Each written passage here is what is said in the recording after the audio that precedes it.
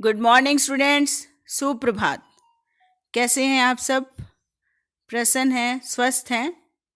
प्यारे बच्चों, अपना काम इसी प्रकार अच्छी तरह से लगन से करते रहिए ताकि आपको परीक्षा के समय किसी भी प्रकार की कठिनाई ना हो। प्यारे बच्चों, आज हम पाठ 12 धावन प्रतियोगिता दौड़ का मुकाबला, पाठ 13 गायत 10 पर्यंतम 10 तक गाओ, पाठ 14 शूरा बालिका बहादुर लड़की और पाठ 15 चतुरः श्रृगालः चालाक लोमड़ी। इन पाठों की हम दोहराई करेंगे। इन पाठों की संस्कृत की हिंदी जानने के लिए और इन्हें अच्छी तरह समझने के लिए सबसे पहले हम इन पाठों का एनिमेशन देखेंगे। ध्यान से देखिए। पाठः धावन प्रतियोगिता अव्ययानि इनडिक्लाइनेबल्स। बच्चों, अब आप थोड़ी बहुत संस्कृत समझने लगे हैं, तो क्यों ना संस्कृत में एक कहानी सुनी जाए। ये कहानी है कछुए और खरगोश की। ग्रीष्म कालः अस्ति, वने कच्छपः शशकः गजः च भ्रमन्ति।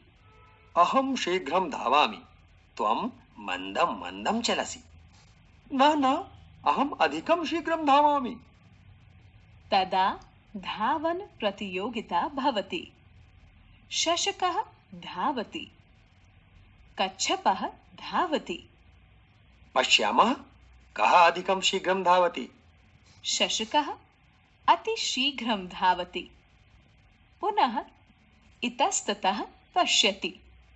अरे, कच्छपः तु बहु दूरे अस्ति। अहं किञ्चित् विश्रामं करोमि। अहं मन्दं मन्दं चलामि, किन्तु स्वलक्ष्यं विन्दामि। शशकः तु तत्र शयनं करोति। शशकः उत्तिष्ठति, स्वलक्ष्यं प्रति धावति। अहो, कच्छपः तु अत्र पूर्वम् एव अस्ति। कच्छपः विजयी अस्ति।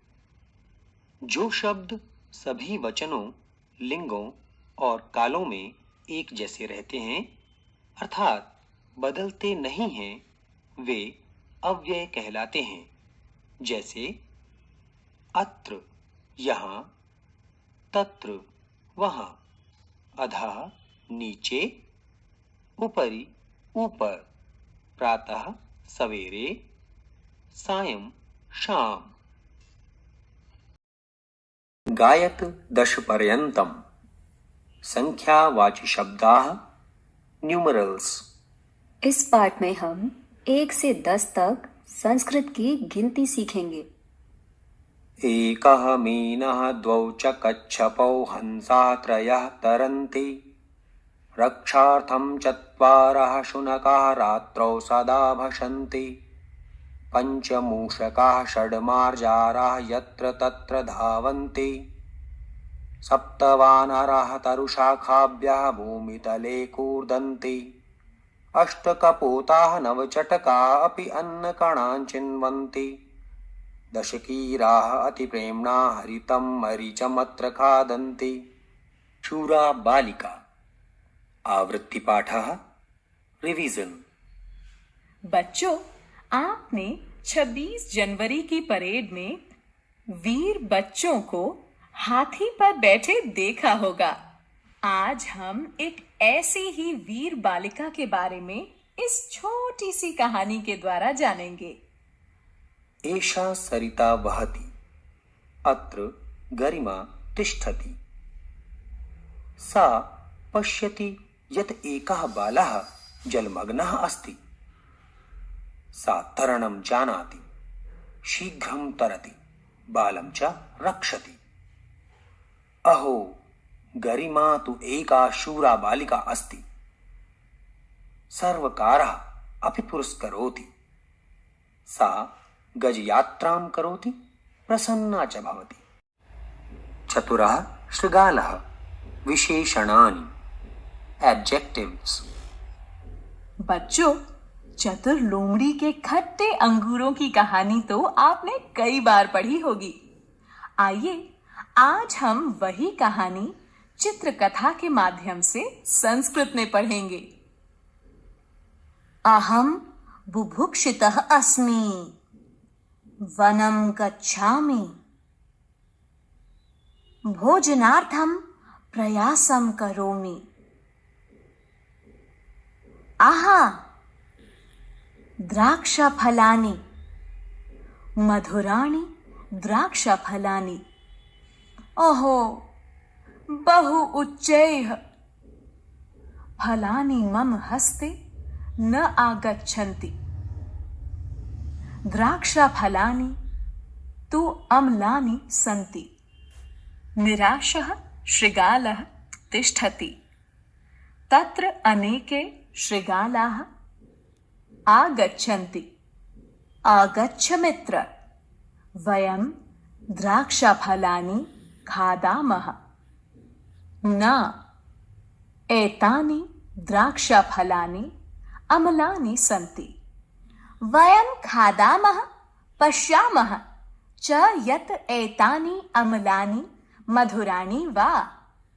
अहो, अतीव मधुराणि द्राक्षफलानि। प्यारे बच्चों, अब देखिए पाठ 12, 13, 14 और 15 का बुकवर्क कैसे करते हैं। ठीक है, तो सबसे पहले हम लिखेंगे रिक्त स्थानं पूरयतु। रिक्त स्थानों को पूरा कीजिए।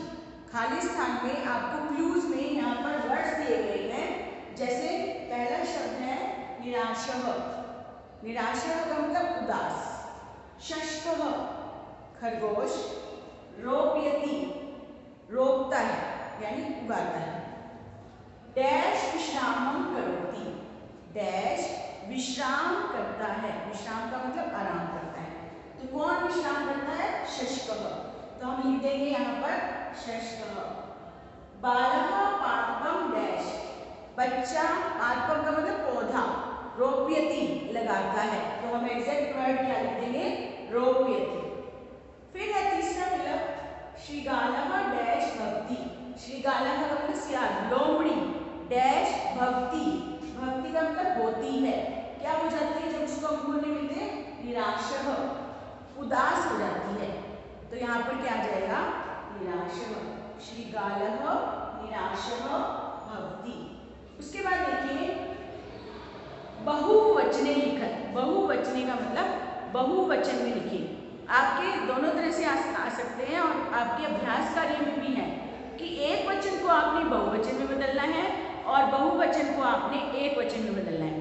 तो इसके लिए आपको शब्द रूप आपको ध्यान रखने हैं। जैसे आपने नर के शब्द रूप पढ़े हैं, यहाँ पर देखिए नरम, नरऊ, नराह। तो यहाँ पर बहुवचन क्या हो जाएगा? नर का नराह। इसी प्रकार जो पुल्लिंग शब्द है जैसे छात्रः, छात्रः, छात्रौ, छात्राः। छात्रः का जो बहुवचन शब्द होगा छात्रः। और देखिए आपके पुस्तक में जनः। जना शब्द पुल्लिंग शब्द है तो उसका बहुवचन इसी प्रकार होगा जनाः। बालकः, बालकः का बहुवचन शब्द बालकाः। वृक्षः, वृक्षः का बहुवचन शब्द होगा वृक्षाः। ठीक है, फिर हम लेते हैं स्त्रीलिंग शब्द लता। स्त्रीलिंग शब्द में हमने लिया है लता। आपने लता के शब्द रूप भी याद किए हैं तो आपको ये अच्छी तरह याद है। लता का बहुवचन शब्द है लताः। उच्चारण करके देख सकते हैं लता, लते, लताः। तो लता का बहुवचन शब्द है लताः। आप इसको इस प्रकार भी याद कर सकते हैं जैसे कन्या। कन्या में स्त्रीलिंग शब्द है, कन्या का बहुवचन शब्द होगा कन्याः। फिर है बालिका। बालिका स्त्रीलिंग शब्द है तो बालिका का बहुवचन शब्द होगा बालिकाः। उसके बाद माला। माला बहुवचन क्या होगा? मालाः। ठीक है, उसके बाद लेते हैं हम नपुंसकलिंग शब्द। नपुंसकलिंग में आपने शब्द रूप याद किए फल के, इसलिए हम फल का ही उदाहरण ले रहे हैं। फलम, फले, फलानि। तो फलम शब्द का बहुवचन शब्द होगा फलानि। और एग्जाम्पल देखिए गृहम। गृहम का बहुवचन शब्द फल की तरह ही गृहाणि। पुष्पम, पुष्पम का बहुवचन शब्द पुष्पाणि, कमलम, कमलम का बहुवचन शब्द कमलानि, पत्रम, पत्राणि। ठीक है, तो फल की तरह ही हम इसका भी बहुवचन शब्द आसानी से लिख सकते हैं। उसके बाद आता है भिन्न पदम रेखांकितम कुरुत। भिन्न पद का मतलब है अलग शब्द, जैसे आप इंग्लिश में करते हैं pick the odd word out. ठीक है, इसी प्रकार भिन्न पदम रेखांकितम कुरुत। यहाँ पर हमने चारों शब्दों में, 4 शब्द दिए गए हमको, चारों शब्दों में जो अलग शब्द है उसको हमने अंडरलाइन करना है। रेखांकित का मतलब अंडरलाइन करना है। जैसे देखिए शूरः, शूरः का मतलब बहादुर, वीरः, वीरः का मतलब भी क्या है बहादुर, अलसः आलसी, और बलि, बलि का मतलब भी क्या है बहादुर। तो 3 शब्द जो है जिनका अर्थ क्या है बहादुर, वो सेम है। तो ओड वन का मतलब अलग शब्द कौन सा हुआ अलसः, तो हम अलसः को रेखांकित यानी अंडरलाइन कर देंगे। और शब्द देखिए आपकी पुस्तक में जो दिए गए हैं, देखिए वनम, वनम का अर्थ है जंगल, नदी, सरोवरः तालाब, समुद्रः समुद्र। तो नदी, सरोवर, समुद्र तीनों में पानी है। डिफरेंट वर्ड कौन सा है वनम, जंगल, तो वनम को हम रेखांकित कर देंगे। फिर अगला देखिए तरनम, तरनम का मतलब तैरना, गायनम गाना, पठनम पढ़ना। लेकिन इसमें एक चौथा शब्द जो दिया गया है वो है छात्रः, जो क्या है अलग शब्द, तो हम इसको अंडरलाइन कर देंगे। स्वतंत्रतः, स्वतंत्रः का मतलब आजाद, बंधनम कैद में जो, मुक्तः आजाद, और विमुक्तः का मतलब भी क्या है आजाद। तो 3 शब्द सेम है जिनका अर्थ है आजाद। एक शब्द है बंधनम कैद, तो उसमें क्या आ जाएगा जो बंधन में हो यानी कैद हो, तो हम इसको अंडरलाइन यानी रेखांकित कर देंगे।